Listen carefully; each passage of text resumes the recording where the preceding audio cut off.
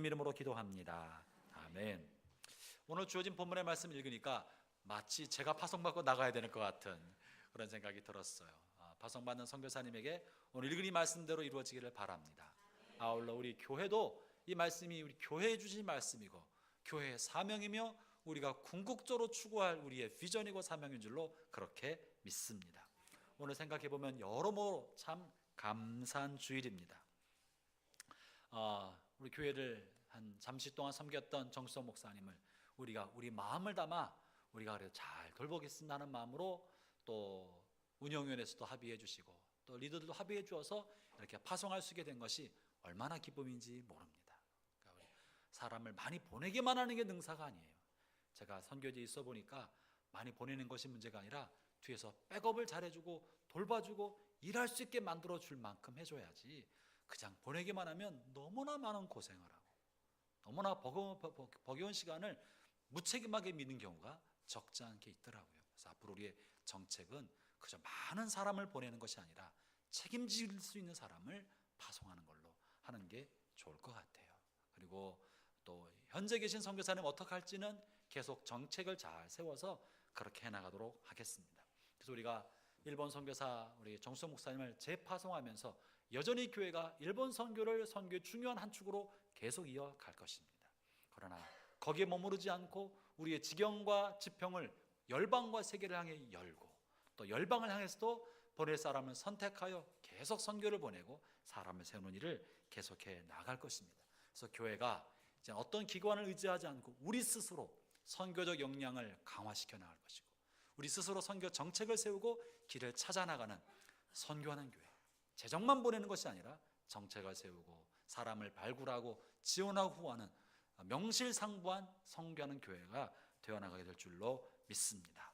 아울러 이렇게 우리가 스스로 선교사를 파송할 뿐만 아니라 오늘 오전에 있었던 성전 건축 기공 예배는 또 얼마나 감격적인 시간이었는지 모릅니다. 여러분 적지 않은 분이 참여하셨고 많은 분이 함께 하셨지만 우리 모두에게 얼마나 큰 기쁨인지 모르겠습니다. 여러분 모두가 다 정말 낡고 노후된 건물 속에 비좁은 공간 안에 고생하고 애쓰면서 오랜 시간을 보내오셨어요. 제가 듣기로 설거지할 만한 데가 없고 음식을 만들 만한 데가 없어서 옥상에 올라가서 하다가 퍼 날르고 낡은 화장실에서 좁은 건물에서 바글바글하면서 그 모든 불편과 비좁음과 어려움을 기쁨으로 우리가 헌금한 것을 우리 자신을 위해 쓰지 않고 선교지를 위하여 또 구제사역을 위하여 다른 사람을 위해 쓴다는 감격과 기쁨으로 즐거운 마음으로 모든 수고 어려움을 기쁨으로 잘 감당해 오셨습니다. 그리고 그것이 그랬다가 이제 하나님께서 은혜를 주시고 허락해 주셔서 아름다운 예배당 성전을 기공할 수 있는 첫 시작이 된 거예요. 이 성전 건축이라는 것은 원한다고 되는 것이 아닙니다. 하나님이 허락해 주시니까 일이 이루어진 것입니다. 그것을 생각할 때 하나님께서 이제는 때가 됐기 때문에 우리가 오늘 건축 기공 예배 때 보고를 들어봤더니 2010년도에 벌써부터 건축위원회가 만들어지고 설계도 다 나오고 모든 게 준비가 다 되었었는데 안 됐었더라고요.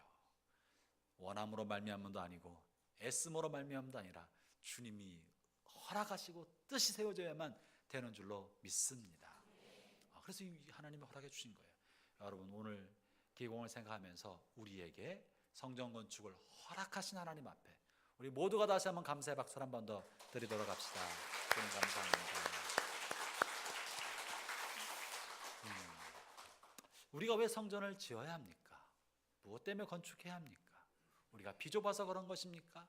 아니면 우리의 문화 수준과 생활 수준이 올라갔기 때문에 이제는 낡고 비좁은 데서 더 이상 있을 수 없어요. 이제는 우리가 번듯한 문화생활도 좀 해야 되겠습니다. 나도 좀 혜택 받읍시다. 이런 마음으로 우리 건축하는 거 아니잖아요. 우리가 왜 건축해야 되는 것입니까? 도대체 예배당을 통하여 넓은 예배당을 통해서 얻고자 하는 것이 무엇입니까? 오늘 기공예배 안에 고백문이라고 실어 두었어요. 참석하셨던 분들은 보았을 텐데 그러하지 못한 분을 위하여 실어둔 고백문을 제가 한번 읽어볼 테니까 들어보시기 바랍니다. 우리가 이런 것 때문에 짓고자 합니다. 어린이들이 하나님의 사랑을 배우고 은혜와 진리 안에서 자라나며 하나님과 사람 앞에서 사랑받게 할 예배당을 세우기 위해서 우리가 성전을 건축합니다. 젊은이들이 예배하고 기도하며 봉사하면서 그리스도인으로 성장할 예배당을 세우기 위하여 우리가 성전을 건축합니다. 수고하고 무거운 짐진 자들이 세상에서 얻을 수 없는 내적 평안을 얻게 하기 위하여 그런 예배당을 세우기 위하여 우리가 성전을 건축합니다. 하나님의 말씀이 선포되고 해석되며 생명 있는 말씀이 되고 거룩한 세례와 성찬이 집례되며 모든 생명이 거룩하게 자라가게 할 예배당을 세우기 위하여 우리가 성전을 건축합니다.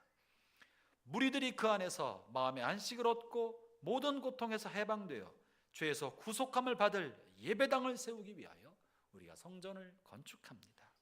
그 안에서 하나님의 은혜가 나타나고 인류애가 발휘되며 우리의 가정들이 그리스도 안에서 복을 받고 모든 가족이 그리스도 생활의 창의적인 중심차가 되게 할 그런 예배당을 세우기 위하여 우리가 성전을 건축합니다.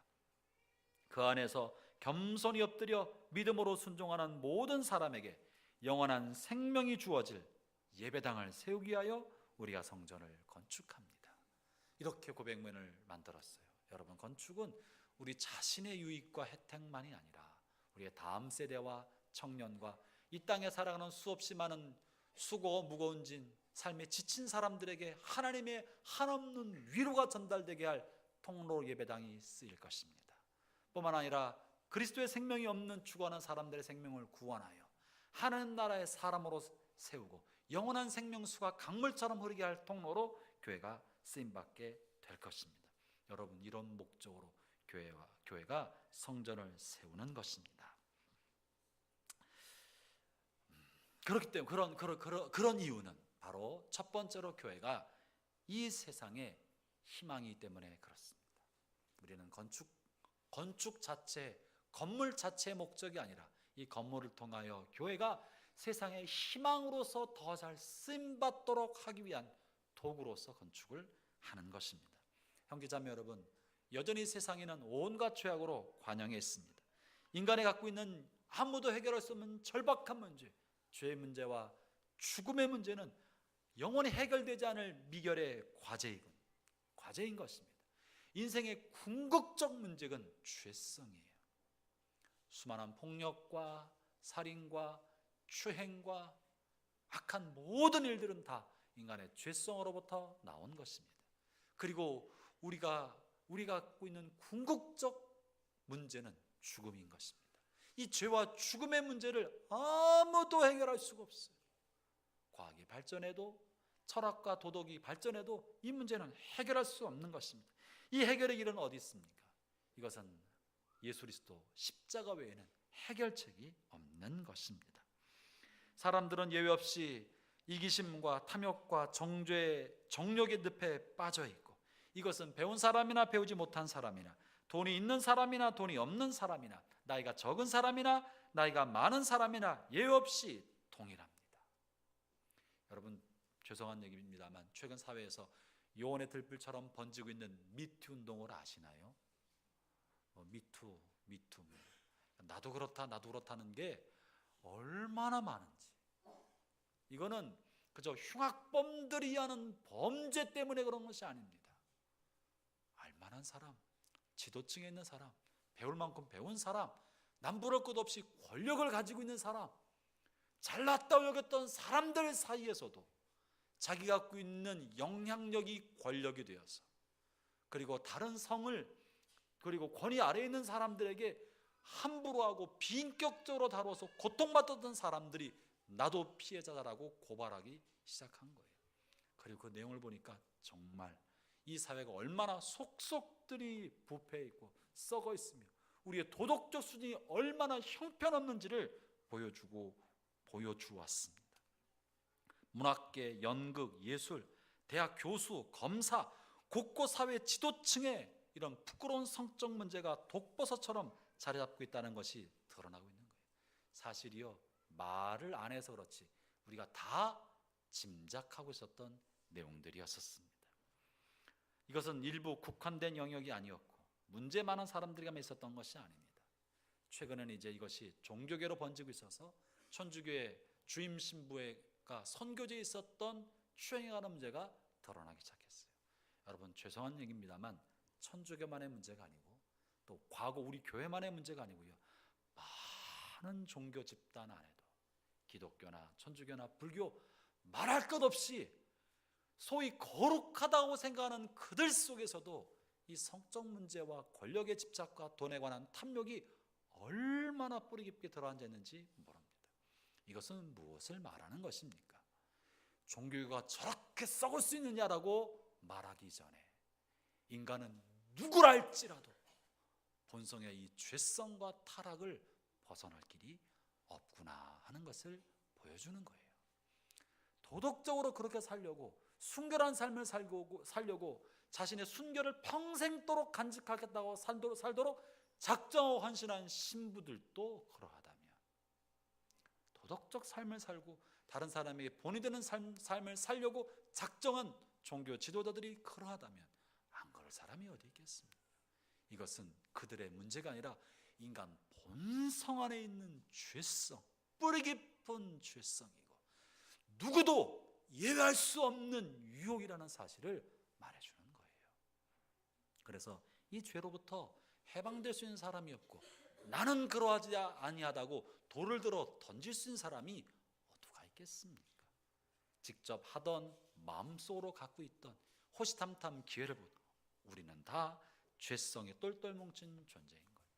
그러므로 우리 앞에 우리의 죄의 결과로 말미암아 죽음의 심판이 놓여 있다고 할 때 누가 내가 무슨 잘못했습니까? 라고 하나님 앞에 고개 들 사람이 어디 있겠습니까?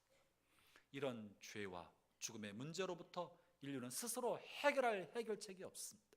그렇기 때문에 하나님이신 그리스도께서 사람의 몸을 입고 사람의 성정을 안고 이 땅에 오셔서 사람이 되셨고, 하나님이신 그분께서 스스로 속죄의 제물이 되셔서 우리의 죄값을 다 지불해 주신 것, 그것 외에는 우리에게는 희망이 없는 것입니다.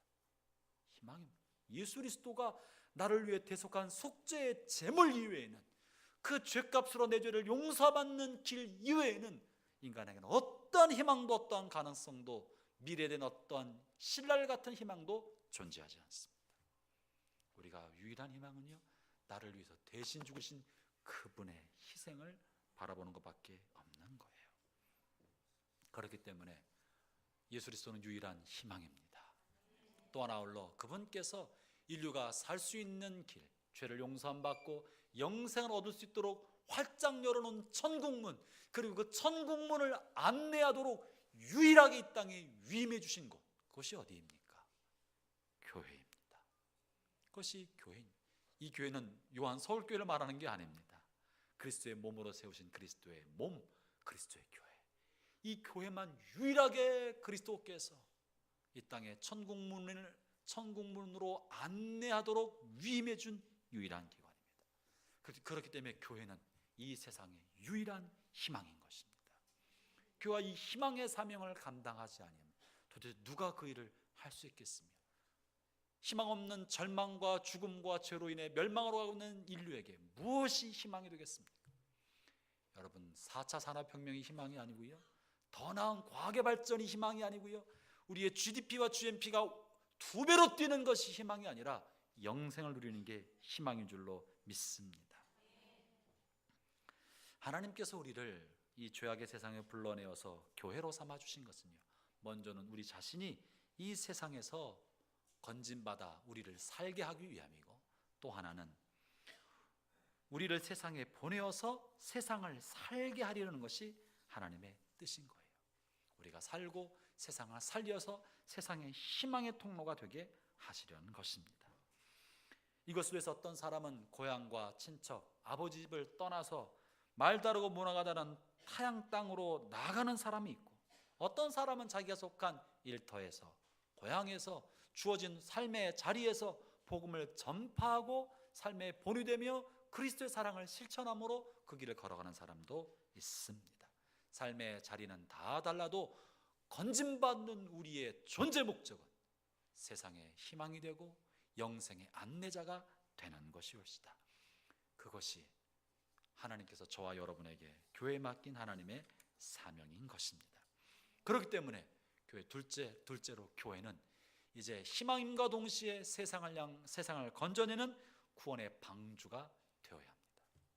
교회는 세상을 향한 구원의 방주가 되어야 합니다. 교회는 세상을 구원할 유일한 구원의 방주인 것입니다. 하나님은 죄악으로 침몰하는 거대한 타이타닉과 같은 세상에서 자신의 죄에 빠져 죽어가는 사람들을 건져 올리도록 교회라는 구조선을 세상에 보내신 것입니다. 교회가 침묵하면 세상을 구원할 수 있는 길을 발견할 수 없습니다. 죄악의 바다에 빠져 어둠 속에 죽어가는 사람들에게 희망이 없습니다. 그러므로 교회는 세상을 향하여 복음의 나팔수가 되어서 전파해야 되고, 죽은 사람을 건져서 교회라는 구원의 방주에 탑승시켜야 하는 것입니다. 이것이 오늘 읽은 본문에서 사도 바울이 죽음의 위협이 자기 앞에 있다는 사실을 분명히 의식하고 있음에도 불구하고 자기 익숙한 땅 에베소를 버리고 예루살렘으로 가고 마침내 로마로 가고자 결심했던 이유인 거예요. 오늘 본문 22절부터 24절을 다시 한번 읽어봅시다. 22절부터 24절입니다. 시작. 보라, 이제 나는 성령에 매여 예루살렘으로 가는데 거기서 무슨 일을 당할는지 알지 못하노라. 오직 성령이 각성에서 내게 증언하여 결박과 환난이 나를 기다린다 하시나, 내가 달려갈 길과 주 예수께 받은 사명 곧 하나님의 은혜의 복음을 증언하는 일을 마치려 하면은 나의 생명조차 조금도 귀한 것으로 여기지 아니하노라. 바울은 생각할 때 성령의 소리와 예언자들의 소리와 주변에 수많은 사람들이 예루살렘으로 가면 안 됩니다. 예루살렘에는 바울을 미워하고 시기하는 사람들이 있어서 당신의 생명을 위협하고 있습니다. 가지 마세요. 굳이 예루살렘으로 갈 이유가 뭡니까? 여기도 할 일이 많은데 여기서 하십시오라고 요청하는 사람들이 많이 있었습니다. 그럴 때 바울이 한 얘기가 뭡니까? 내가 생명의 위협이 있다는 걸 나도 알지만 그러나 나는 가야 되겠다. 구조선이 항구에 묶여 있으면, 정박해 있으면 안전하지만 구조선이 있어야 할 자리는 안전한 항구가 아니라 폭풍우 치는 저 바다 한복판이기 때문에, 소용돌이 치는 그 바다 한복판이야말로 구조선이 존재할 자리이기 때문에 위험을 무릅쓰고 폭풍우 치는 그곳으로 가겠다는 것입니다. 여러분, 교회는 안전을 위해 있는 것이 아닙니다. 안전한 삶을 위해서 사는 것이 아니에요. 위험을 무릅쓰고 생명의 밧줄을 내어밀 위하여 존재하는 것입니다.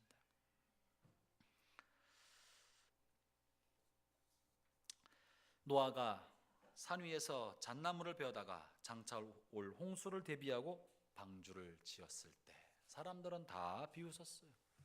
뭐 홍수가 어디 있다고, 그 당신 나이가 몇 살인데 이 짓을 하고 있냐고, 다른 것 좀 해보라고, 뭘 좀 해보고 뭘 하고, 가족을 돌보고 뭘 하고, 많은 이야기를 했습니다. 그리고 홍수를 본 적도 없었기 때문에 그림을 그릴 수도 없었습니다. 여러분, 그것은 노아 주변의 사람들뿐만 아니라 노아 자신도 마찬가지였습니다. 노아는 한 번도 홍수가 일어나는 것을 본 적이 없고 비가 장대비처럼 내리는 것을 경험한 적도 없어요. 다만 이슬비,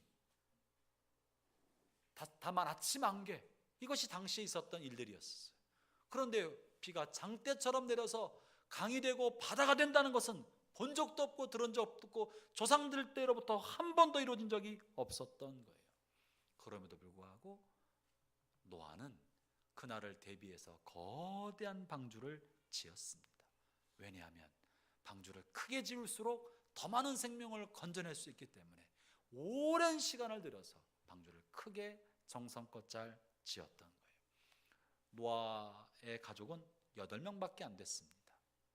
8명이 들어갈 곳만 지은다면 조그만 통나무를 만들어서도 됐을 거예요.